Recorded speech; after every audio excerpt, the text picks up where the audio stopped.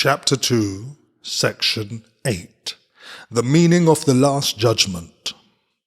One of the ways in which you can correct the magic miracle confusion is to remember that you did not create yourself. You are apt to forget this when you become egocentric, and this puts you in a position where a belief in magic is virtually inevitable.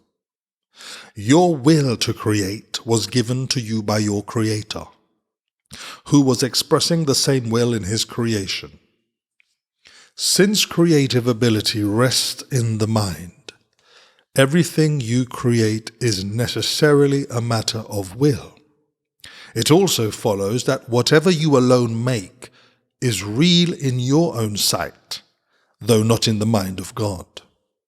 This basic distinction leads directly into the real meaning of the Last Judgment. The Last Judgment is one of the most threatening ideas in your thinking. This is because you do not understand it.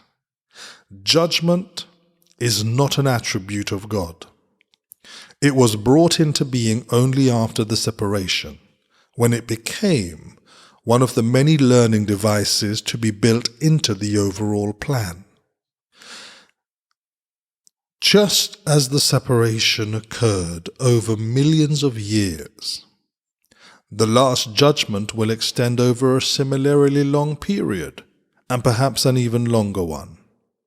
Its length can, however, be greatly shortened by miracles, the device for shortening but not abolishing time. If a sufficient number become truly miracle-minded, this shortening process can be virtually immeasurable. It is essential, however, that you free yourself from fear quickly, because you must emerge from the conflict if you are to bring peace to other minds. The Last Judgment is generally thought of as a procedure undertaken by God. Actually, it will be undertaken by my brothers with my help. It is a final healing rather than a meting out of punishment, however much you may think that punishment is deserved. Punishment is a concept totally opposed to right-mindedness, and the aim of the Last Judgment is to restore right-mindedness to you. The Last Judgment might be called a process of right evaluation.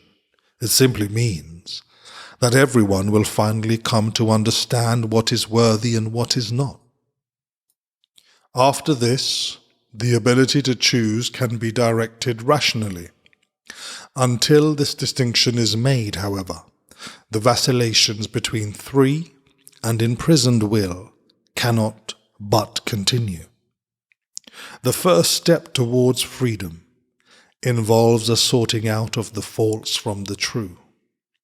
This is a process of separation in the constructive sense, and reflects the true meaning of the apocalypse. Everyone will ultimately look upon his own creations and choose to preserve only what is good, just as God himself looked upon what he had created and knew that it was good. At this point, the mind can begin to look with love on its own creations because of their worthiness. At the same time, the mind will inevitably disown its miscreations which, without belief, will no longer exist. The term Last Judgment is frightening, not only because it has been projected onto God, but also because of the association of last with death.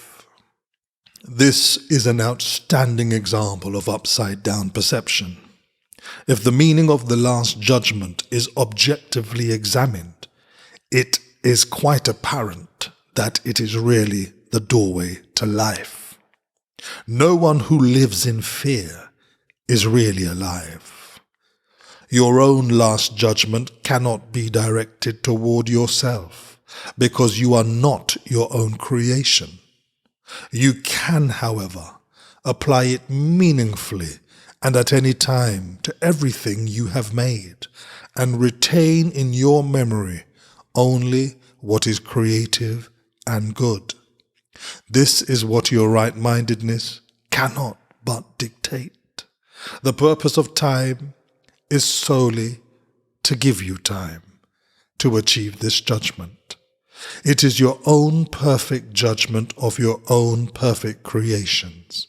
When everything you retain is lovable, there is no reason for fear to remain with you. This is your part in the atonement.